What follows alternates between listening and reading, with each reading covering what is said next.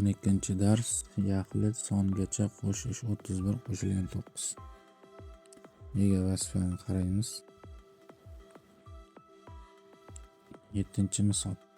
Dala maydonida 3 ta quduq qazildi. Birinchi quduqdan 12 ta ekin maydoni, ikkinchi quduqdan xuddi shuncha ekin maydoni sug'oriladi. Uchinchi quduqdan 6 ta ekin maydoni sug'oriladi. Jami nechta ekin maydoni sug'oriladi?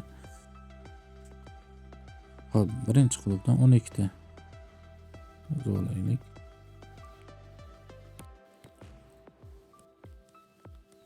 12 ta. Ikkinchi quduqdan xuddi shuncha ekin maydoni sug'oriladi, yana 12 ta.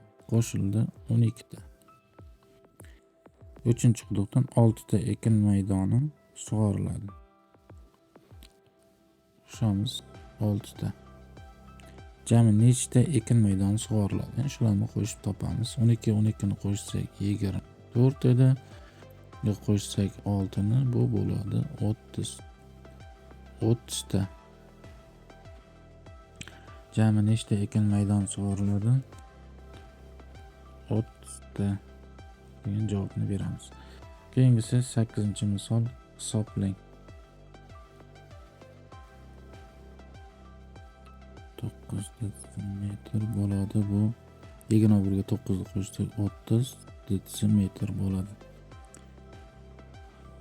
64 santimetrga qo'shamiz 6 santimetrni. 64 ga 6 ni qo'shsak bu 70 santimetr bo'ladi. 51 kilogramga qo'shamiz 9 kilogram.